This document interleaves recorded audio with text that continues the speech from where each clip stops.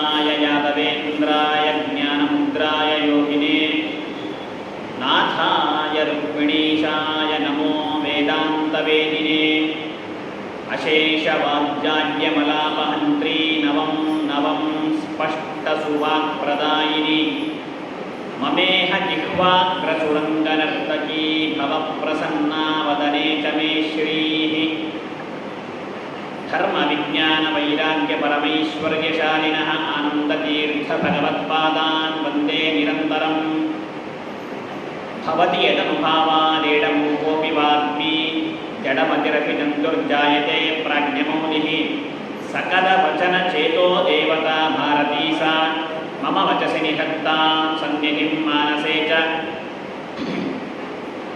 यस्य वाक्कामधेनुर्नः कामितार्थान् प्रयच्छति सेवे तं जययोगीन्द्रं कामबाणच्छिदं सदा श्रीमतो राघवेन्द्रस्य नमामि पदपङ्कजे कामिताशेषकल्याणकलना कल्पपादवो श्रीसत्यविजयां बोधेर्जातं सत्यप्रियामृतं जरामृती गन्धनीतु विबुधानां मुदे सदा सत्याभिज्ञकराब्जोत्थान् पञ्चाशद्वर्षपूजकान् सत्यप्रमोदतीर्थार्यान् नौमिन्याय सुभारतान् यस्यानुग्रहधाराभिर्जीवते यञ्जनः स सत्यात्मगुरुः पायादन्महं मां पदे रतं विघ्नध्वान्तनिवारणैकतरणिर्विघ्नाटमे हव्यवाट् विघ्नव्यालपुरोपमर्दगरुडो विघ्नेभमञ्चाननः विघ्नोत्तुङ्गगिरिप्रभेदनपविः विघ्नाब्धिकुम्भोत्सवः विघ्नाकौघघनप्रचण्डपवनः पायात्प्रसादो गुरोः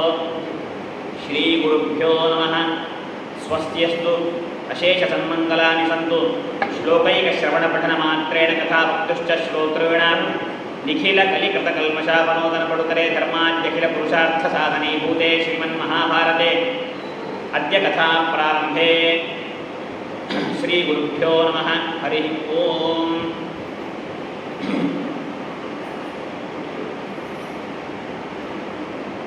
महाभारत ಸರ್ವಜ್ಞನಾದಂತಹ ಸಕಲ ಗುಣ ಪರಿಪೂರ್ಣನಾದ ಸೃಷ್ಟಿಯ ಯಷ್ಟಕರ್ತೃವಾದಂತಹ ವೇದವ್ಯಾಸ ದೇವರ ಶ್ರೇಷ್ಠವಾದಂತಹ ಕೃತಿ ಮಹತ್ವ ಭಾರತತ್ವಾಚ ಮಹಾಭಾರತ ಮುಚ್ಚತೆ ಎನ್ನುವುದಾಗಿ ಅದರ ಹಿರಿಮೆ ಗರಿಮೆ ಅನ್ಯಾದೃಶ ಅಪಾರ ಊಹಾತೀತ ಅಸಾಧ್ಯ ಎಷ್ಟು ಹೇಳಿದರೂ ಕಡಿಮೆ ಅಂತಹ ವ್ಯಾಸೋಚ್ಛಿಷ್ಟಂ ಜಗತ್ಸರ್ವಂ ವೇದವ್ಯಾಸರು ಮಹಾಭಾರತದಲ್ಲಿ ಹೇಳದೇ ಇರುವಂತಹ ವಿಷಯವಿಲ್ಲ. ಜಗತ್ತಿನಲ್ಲಿ ಏನಿದೆ ಅದೆಲ್ಲವೂ ಮಹಾಭಾರತದಲ್ಲಿದೆ. ಮಹಾಭಾರತದಲ್ಲಿ ಏನಿಲ್ಲ ಅದು ಜಗತ್ತಿನಲ್ಲಿ ಇಲ್ಲವೇ ಇಲ್ಲ. ಅಷ್ಟು ಔನ್ನತ್ಯವನ್ನ ಉತ್ಕರ್ಷವನ್ನ ಪಡೆದುಕೊಂಡಂತಹ ಗ್ರಂಥರಾಜ ಅದು ಮಹಾಭಾರತ. ಅಂತಹ ಮಹಾಭಾರತ 18 ಪರ್ವಗಳ ಒಂದು ಬೃಹತ್ ಗಾತ್ರದ ಗ್ರಂಥ. 18 ಪರ್ವಗಳು ನಾವು ಅಧ್ಯಯನವನ್ನು ಮಾಡ್ತೇವೆ, ಅರ್ಥವನ್ನು ಮಾಡಿಕೊಳ್ತೇವೆ, ನಮಗೆ ಆ ಸಾಮರ್ಥ್ಯ ಇದೆ ಅಂತನ್ನುವುದು ಎಷ್ಟು ಮೂರ್ಖತನದ ಪರಮಾವಧಿ ಅಂತಂದ್ರೆ ಅದರಲ್ಲೇ ಬರುತ್ತೆ. ಬ್ರಹ್ಮಾಪಿತಂ ನ ಜಾನಾತಿ ಈಶತ್ ಸರ್ವೋಪಿ ಜಾನಾತಿ.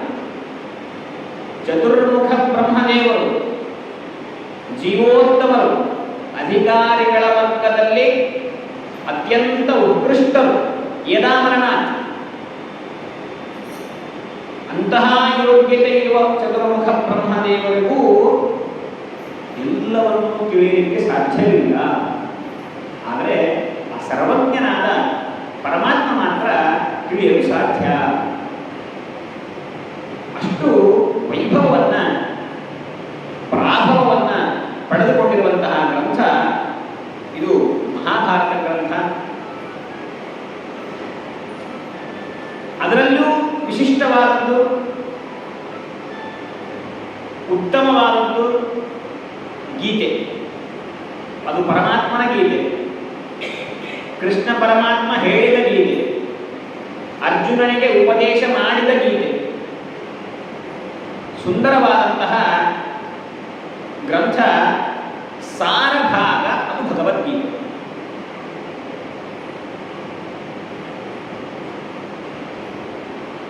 ಉತ್ತಮವಾದಂತಹ ಎರಡು ಅಂಶಗಳು ಮಹಾಭಾರತದಲ್ಲಿ ಅಂತಂದ್ರೆ, ಒಂದು ಭಗವದ್ಗೀತೆ, ಒಂದು ವಿಷ್ಣು ಸಹಸ್ರನಾಮ. ಇವೆರಡನ್ನೂ ಅತ್ಯಂತ ಅನಿವಾರ್ಯತೆಯಿಂದ ಅವಶ್ಯವಾಗಿ ನಿತ್ಯವೂ ಪಾರಾಯಣ ಮಾಡಲೇಬೇಕಾದಂತಹ ಪುರುಷರಿಗೆ ಮಾತ್ರ ಪಾರಾಯಣ ಮಾಡಲೇಬೇಕಾದಂತಹ ಎರಡು ಅಂಶಗಳು. ವ್ಯಾಸರು ನುಡಿದ, ಕೃಷ್ಣ ಹೇಳಿದ ಗೀತೆ. ವೇದವ್ಯಾಸ ದೇವರು ಈ ಗ್ರಂಥವನ್ನ ರಚನೆ ಮಾಡ್ತಾರೆ. ಈ ಗ್ರಂಥದ ಡೈರೆಕ್ಷನ್, ಇದರದೆಲ್ಲ ಡೈರೆಕ್ಷನ್ ವೇದವ್ಯಾಸ ದೇವರು. ಒಂದು ಎಕ್ಸಾಂಪಲ್ ಹೇಳಬೇಕು ಅಂತಂದ್ರೆ, ಒಬ್ಬ ಡೈರೆಕ್ಟರ್ ಒಂದು ನಾಟಕವನ್ನ ನಿರ್ಮಾಣ ಮಾಡ್ತಾನೆ, ಮೂವಿ ನಿರ್ಮಾಣ ಮಾಡ್ತಾನೆ, ಕೆಲವೊಂದು ಪಾತ್ರಧಾರಿಗಳನ್ನು ಸ್ವೀಕಾರ ಮಾಡ್ತಾನೆ. ಆಯಾ ಪಾತ್ರಗಳಿಂದ ಯಾವ ಭಾಗವನ್ನ ಅವನು ಮಾಡಿಸಬೇಕು ಅಂತೇಳಿ ತಲೆಯಲ್ಲಿ ಇಟ್ಕೊಂಡಿರ್ತಾನೆ, ಅದನ್ನೆಲ್ಲವನ್ನು ಮಾಡಿಸ್ತಾನೆ. ಆದರೆ ಡೈರೆಕ್ಟರ್ ಮಾತ್ರ ಮೂವಿಯಲ್ಲಿ ಆಕ್ಟ್ ಮಾಡೋದಿಲ್ಲ. ಅವನ ಹಿಂದೆ ನಿಂತು ಮಾಡಿಸ್ತಾನೆ. ಆದರೆ ಡೈರೆಕ್ಟರೇ ಮೂವಿಯಲ್ಲಿ ಆಕ್ಟ್ ಮಾಡಿದ ಅಂತಂದ್ರೆ, ನಾಟಕದಲ್ಲಿ ಡೈರೆಕ್ಟರ್ ಬಂದು ಭಾಗವಹಿಸಿ ತಾನು ಪಾತ್ರವನ್ನು ಧಾರಣೆ ಮಾಡಿದ ಅಂತಂದ್ರೆ ತುಂಬಾ ಸುಂದರವಾದ ರಮಣೀಯವಾದಂತಹ ನಾಟಕ. ಅಂತಹ ನಾಟಕ, ಅಂತಹ ಕಾವ್ಯ, ಅಂತಹ ಗ್ರಂಥ, ಇತಿಹಾಸ ಮಹಾಭಾರತ. ಸ್ವಯಂ ಪರಮಾತ್ಮನೇ ತಾನು ವ್ಯಾಸರೂಪದಿಂದ ಗ್ರಂಥವನ್ನ ರಚನೆ ಮಾಡಿ, ಇದರ ಡೈರೆಕ್ಷನ್ ಮಾಡಿ, ಜೊತೆಗೆ ತಾನೇ ಸ್ವಯಂ ನಿಂತು ಆಕ್ಷನ್ ಮಾಡ್ತಾನೆ. ವೇದವ್ಯಾಸ ದೇವರು ಒಂದಲ್ಲ ಎರಡಲ್ಲ 3 ರೂಪಗಳಿಂದ ಪರಮಾತ್ಮ ಈ ಫಿಲ್ಮ್ ಅಲ್ಲಿ ಆಕ್ಟ್ ಮಾಡಿದ್ದಾನೆ. ವೇದವ್ಯಾಸ ದೇವರು ಬೇರೆ ಯಾರಲ್ಲ, ಸಾಕ್ಷಾತ್ ಪರಮಾತ್ಮ ಧೃತರಾಷ್ಟ್ರನ, ಪಾಂಡುರಾಜನ ಜನ್ಮಕ್ಕೆ ಕಾರಣನಾಗಿದ್ದಾರೆ.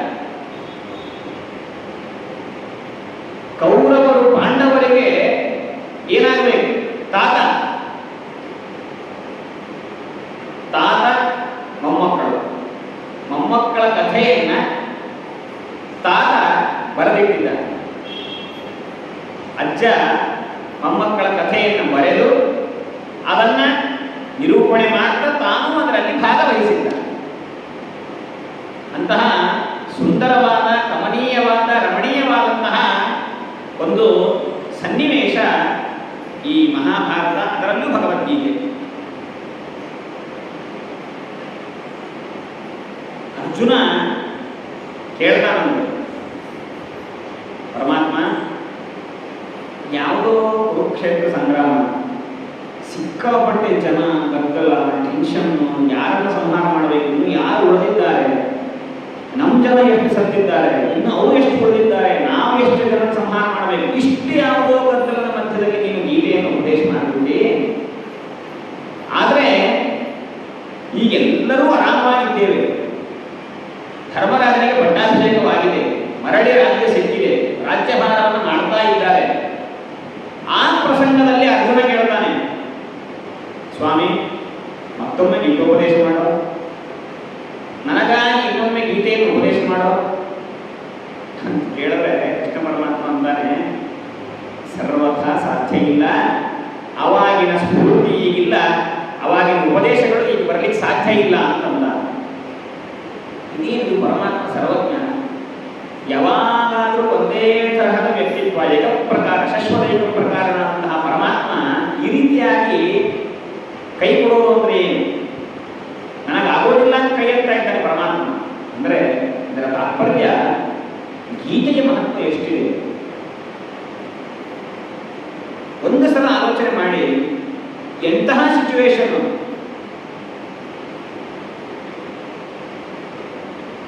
ಕೌರವರೆಲ್ಲ 11 ಅಕ್ಷೋಹಿಣಿ ಸೇನೆಯಿಂದ ಸೈನಿಕರಾಗಿ ನಿಂತಿದ್ದಾರೆ. ಪಾಂಡವರು ಕೇವಲ 7 ಅಕ್ಷೋಹಿಣಿ ಸೈನ್ಯದಿಂದ ನಿಂತಿದ್ದಾರೆ. ಇಂತಹ ಗಂಭೀರವಾದ ಪ್ರಸಂಗ.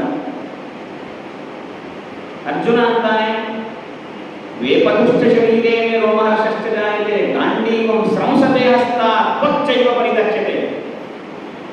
ನನಗೆ ಮೈಯಲ್ಲಿ ಆ ಭಯದಿಂದ, ಹೆದರಿಕೆಯಿಂದ ಮೈಯೆಲ್ಲ ನಡುತ್ತಾ ಇದೆ.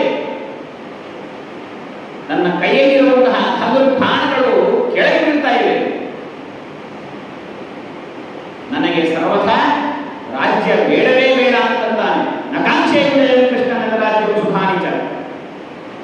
ಯಾವ ರಾಜ್ಯ? ಇಷ್ಟು ಜನರನ್ನ ನಾನು ಸಂಹಾರ ಮಾಡಿ, ಎಲ್ಲರೂ ನಮ್ಮವರೇ. ಭೀಷ್ಮಾಚಾರ್ಯರು, ದ್ರೋಣಾಚಾರ್ಯರು, ಕೃಪಾಚಾರ್ಯರು, ಅಶ್ವತ್ಥಾಮಾಚಾರ್ಯ, ಎಂತಹ ಮಹಾಭಾವರು, ಮಹರ್ಷಿಗಳು, ಬ್ರಹ್ಮರ್ಷಿಗಳು, ಇವರನ್ನೆಲ್ಲ ಸಂಹಾರ ಮಾಡಿ ನಾನ್ಯಾವ ಪಾಠ ಪಡ್ಕೊಳ್ಳಿ? ಈ ರಕ್ತದಿಂದ ತೊಯ್ದಂತಹ ಈ ಸಾಮ್ರಾಜ್ಯವನ್ನು ನಾನೇಕೆ ಮತ್ತೆ ಇದನ್ನು ಪರಿಪಾಲನೆ ಮಾಡಬೇಕು ಎನ್ನುವಂತಹ ಉದ್ದೇಶದಿಂದ ಭಯಭೀತನಾಗಿ, ಆತಂಕಕ್ಕೊಳಗಾಗಿ ಅರ್ಜುನ ನಿಶ್ಶಕ್ತನಾಗಿ ನಿಂತಾಗ ಹೊರಟಿರುವ ಗೀತೆ. ಪುಷ್ ಮಾಡಬೇಕು. ಇಂತಹ ಪ್ರಸಂಗಗಳು ನಮ್ಮ ಜೀವನದಲ್ಲೂ ಮೇಲಿಂದ ಮೇಲೆ ಬರುತ್ತೆ, ಮೇಲಿಂದ ಮೇಲೆ ಬರುತ್ತೆ. ಯಾವುದನ್ನು ಸ್ವೀಕಾರ ಮಾಡಬೇಕು? 2 ಹಾದಿ ಇದೆ. ಈ ಮಾರ್ಗಕ್ಕೆ ಹೋಗ್ಬೇಕಾ, ಈ ಮಾರ್ಗಕ್ಕೆ ಹೋಗ್ಬೇಕು. ಎಷ್ಟು ಸಲ ಬಂದಿರ್ಬೋದು ಹೇಳಿ? ಸಣ್ಣವರಿದ್ದಾಗಿಂದಲೂ ಶುರುವೆ. ನಮ್ಮ ಮನೆಯಲ್ಲಿಯೂ ಕುರುಕ್ಷೇತ್ರ, ನಮ್ಮ ಮನೆಯಲ್ಲಿಯೂ ಮಹಾಭಾರತ, ನಮ್ಮ ಮನೆಯಲ್ಲಿ ಗೀತೋಪದೇಶ ಆಗೋದಿಲ್ಲ ಅಂದ್ರೆ ಉಳಿದಕ್ಕೆಲ್ಲ ನಡೀತಾ ಇರುತ್ತೆ. ಆ ಗೀತೋಪದೇಶ ಮಾಡುವ ಗೀತಾಚಾರ್ಯನಾದ ಕೃಷ್ಣ ಬರಬೇಕು. ಅಲ್ಲಿ ಧೈರ್ಯ ಬಂದ್ರೆ ಎಲ್ಲರೂ ಸನ್ಮಾನದಲ್ಲಿ ಮುಂದಕ್ಕೆ ಸಾಗಬೇಕು. ಎಕ್ಸಾಂಪಲ್ಗಳು ಹೇಳ್ತಾ ಹೋದ್ರೆ ಸಾವಿರಾರು ಪ್ರಸಂಗಗಳು ನಮ್ಮ ಜೀವನದಲ್ಲಿ. ಸಣ್ಣ ಹುಡುಗರು ಯಾರು ಬಂದಿಲ್ಲ, 10th ಕ್ಲಾಸ್ ಮುಗಿರುತ್ತೆ, ಏನ್ ಮಾಡಬೇಕು? ದ್ವಂದ್ವ ಶುರುವಾಯಿತು. ಹಿಂದೆ PUCಯಲ್ಲಿ ಯಾವ ಸಬ್ಜೆಕ್ಟ್ ತಗೊಳ್ಬೇಕು? ಮನೆಯಲ್ಲಿ ನಿಮ್ಮ ತರಹ ಒಳ್ಳೆಯ ವೈದಿಕ ಸಂಪ್ರದಾಯ, ಆಚರಣೆ, ಧರ್ಮ, ಕರ್ಮಾನುಷ್ಠಾನ ಇತ್ತು ಅಂತಂದ್ರೆ ಅವಾಗ ಇನ್ನೊಂದು ತರಹದ ದ್ವಂದ್ವ. ವಿದ್ಯಾರ್ಥಿಗಳಿಗೆ ಹೋಗ್ಬೇಕು, ಲೌಕಿಕ ವಿದ್ಯೆ ಓದಬೇಕು. ಎಲ್ಲ ಅಧ್ಯಯನ ಮುಗಿದು ಜಾಬ್, 50,000 ಸ್ಯಾಲರಿ, 60-70,000 ಸ್ಯಾಲರಿ. ಯಾವ ತಗೊಳ್ಬೇಕು? ಎಲ್ಲಿ 70,000 ಇರುತ್ತೆ ಅಲ್ಲಿ ಕೆಲಸ ಜಾಸ್ತಿ. ಮದುವೆ, ಯಾವ ಹುಡುಗಿನ ಆರಿಸ್ಬೇಕು? ಒಂದಲ್ಲ ಎರಡಲ್ಲ, ನೂರಾರು ಸಮಸ್ಯೆಗಳು. ಎಲ್ಲ ಸಮಸ್ಯೆಗಳಿಗೆ ಉತ್ತರವಾಗಿ ಹೊರಟದ್ದು ಈ ಗೀತೆ. ಇದು ಒಂದನ್ನು ನಾವು ಸರಿಯಾದ ಕ್ರಮದಲ್ಲಿ ನಾವು ಮನವರಿಕೆ ಮಾಡಿಕೊಂಡಾಗ ಗೀತೆಯಲ್ಲಿ ಉತ್ತರ ಸಿಗತ್ತೆ. ಎಲ್ಲರೂ ಕೃಷ್ಣ ಪರಮಾತ್ಮ ತಾನೇ ನಮ್ಮ ಮನೆಗೆ ಒಂದು ಉತ್ತರ ಕೊಡ್ತಾನೆ. ಅಂತಹ ಅದ್ಭುತವಾದಂತಹ ಗೀತೆ. ಸುಖ, ದುಃಖ, ಭಯ, ಉದ್ವೇಗ, ಪುಣ್ಯ, ಪಾಪ, ಸಚ್ಛಕ್ತಿಗಳು, ಅಸಚ್ಛಕ್ತಿಗಳು, ಸುಗುಣ, ದುರ್ಗುಣ, ಈ ರೀತಿಯಾಗಿ ಅನೇಕ ತರಹದ ದ್ವಂದ್ವಗಳು. ಎಲ್ಲ ದ್ವಂದ್ವಗಳು ಪರಿಹಾರವಾಗುತ್ತೆ ಕೇವಲ ಕೃಷ್ಣ ಪರಮಾತ್ಮ ಒಂದು ಉಪದೇಶದಲ್ಲಿ. ಅದಕ್ಕೆ ಅಂತಾರೆ ಇಡೀ ವೇದ ಭಾಗ, ಇಡೀ ವೇದಾಂತಗಳೆಲ್ಲವೂ ಕೂಡ ಆಕಳಿದ್ದಂತೆ. ಆಕಳು ಮನೆಯಲ್ಲಿ ಇತ್ತು ಅಂತಂದ್ರೆ ಸುಭಿಕ್ಷೆ. ಅದು ಅನುಭವಿಸಿದವರು ಇರಬಹುದು. ಆಕಳದಿಂದ ನಾವೇನ್ ಮಾಡ್ತೇವೆ? ಹಾಲನ್ನ ಕರೀತೇವೆ. ಹಾಲು ಕರೆಯಬೇಕು ಅಂತಂದ್ರೆ ಕರುವಿಲ್ಲದೇನೆ ಹಾಲು ಬರೋದಿಲ್ಲ. ಒಂದು ಕರು ಆಗಬೇಕು, ಆಮೇಲೆ ಹಾಲು ಬರುತ್ತೆ. ಅಷ್ಟೇ ಅಲ್ಲ, ನಾವು ಹಾಲನ್ನ ಕರೆಯುವಾಗ ಕರುವಿಗೆ ಒಂದು ಬಿಡಬೇಕು.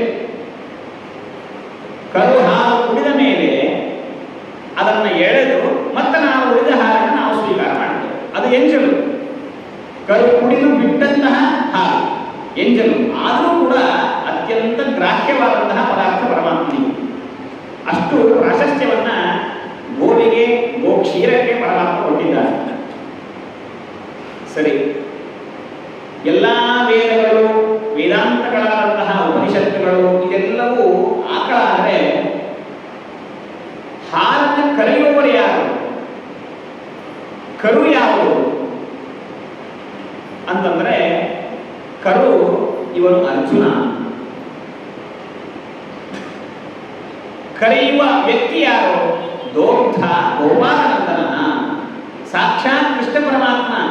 ಎಲ್ಲ ವೇದಾಂತಗಳಾದಂತಹ ಉಪನಿಷತ್ತುಗಳನ್ನ ಆಕಳಂತೆ ಮಾಡಿಕೊಂಡು ಅದರ ಸಾರವನ್ನು ಕರೆಯುತ್ತಾ ಇದ್ದಾನೆ. ಅದರ ಸಾರವೇ ಭಗವದ್ಗೀತೆ. ದುಗ್ಧಂ ಗೀತಾಮೃತಂ ಮಹತ್. ಆ ಭಗವದ್ಗೀತೆ ಎನ್ನುವಂತಹ ಅಮೃತ ಸದೃಶವಾದಂತಹ ಹಾಲನ್ನು ಕರೆಯುತ್ತಾ ಇದ್ದಾನೆ. ಮೊದಲಿಗೆ ನಮಗೊಳ್ಳಿಲ್ಲ, ಆ ವತ್ಸ ಕರುವಾದಂತಹ ಪಾರ್ಥನಿಗೆ, ಅರ್ಜುನನಿಗೆ ಕೊಟ್ಟ. ಸುಂದರವಾದಂತಹ ಚಿಂತನೆ ಇದು. ಕೇವಲ ಅರ್ಜುನನಿಗೆ ಕೊಟ್ಟು ಬಿಡಲಿಲ್ಲ, ಅರ್ಜುನ ವತ್ಸ ಮಾತ್ರ, ಕರು ಮಾತ್ರ ಅವನಿಗೆ ಕೊಟ್ಟಂತೆ ಮಾಡಿ ಉಳಿದೆಲ್ಲ ಭಾಗವನ್ನು ನಮಗಾಗಿ ಕೊಡ್ತಾ ಇದ್ದಾನೆ ಪರಮಾತ್ಮ, ನಮಗಾಗಿ ಕೊಡ್ತಾ ಇದ್ದಾನೆ. ಅದಕ್ಕೆ ನೀವು ಗೀತೆಯಲ್ಲಿ ಅಬ್ಸರ್ವ್ ಮಾಡಬಹುದು, ಅಲ್ಲಲ್ಲಿ ಆ ವ್ಯಾಸರ ವಾಣಿ ಅದ್ಭುತವಾದಂತಹ ವಾಣಿ. ವ್ಯಾಸರು ಬರೆದಿದ್ದು, ಕೃಷ್ಣ ನುಡಿದಿದ್ದು, ಅಲ್ಲಲ್ಲಿ ಅರ್ಜುನನನ್ನು ಸಂಬೋಧನೆ ಮಾಡುವಾಗ ಕೌಂತೆಯ, ಪಾರ್ಥ, ಇಷ್ಟೇ ಅಲ್ಲದೇನೆ ಭಾರತ ಅಂತಂತಾರೆ.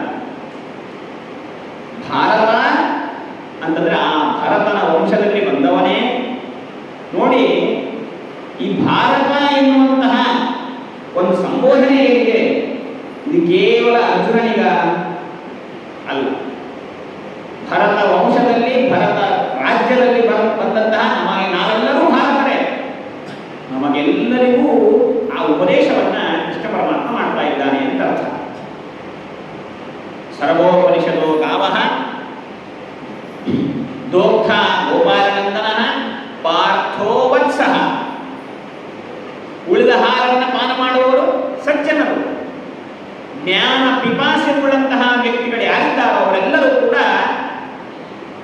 ಭೋಕ್ತೃಗಳೇ, ಪಾನವನ್ನು ಮಾಡುವವರೇ. ಸುಧೀ ಭೋಕ್ತ ದುಗ್ಧಂ ಗೀತಾಮೃತಂ ಮಹತ್ ಅಂತ. ಅದಕ್ಕೆ ಇನ್ನೊಂದು ಕಡೆಗೆ ಹಾಲನ್ನ ಕರೆಯುವ ವಿಧಾನ ಹೇಗೆ ಎಲ್ಲರೂ ನೋಡಿರ್ತೀವಿ. ಹೇಗೆ ಕರಿತೀವಿ ಹಾಲನ್ನ? ಈ ತರಹ ಕರಿತೇವೆ. ಇದು ಯಾವುದರ ಮುದ್ರೆ? ಜ್ಞಾನ ಮುದ್ರೆ. ಕೃಷ್ಣ ಪರಮಾತ್ಮ ಬರೀ ಹಾಲನ್ನ ಕರೆಯಲಿಲ್ಲ, ಜ್ಞಾನವನ್ನು ಕೊಟ್ಟಿದ್ದ. ಜ್ಞಾನ ಏನು ಸಂಬಂಧ ನೋಡಿ, ಪರಮಾತ್ಮನ ಸೃಷ್ಟಿ ಹೇಗಿದೆ. ಇದು ಜ್ಞಾನ ಮುದ್ರ ಎನ್ನುವುದಾಗಿ ಯಾರಿಗಾದರೂ ಗೊತ್ತಾ? ಗೋಪಾಲಕರಿಗೆ. ಕೃಷ್ಣ ಪರಮಾತ್ಮ ತೋರಿಸ್ತಾನೆ, ಇದು ಬರೀ ಹಾಲು ಕರೆಯುವ ಮುದ್ರೆ ಅಲ್ಲ, ಇದು ಜ್ಞಾನ ಮುದ್ರೆ.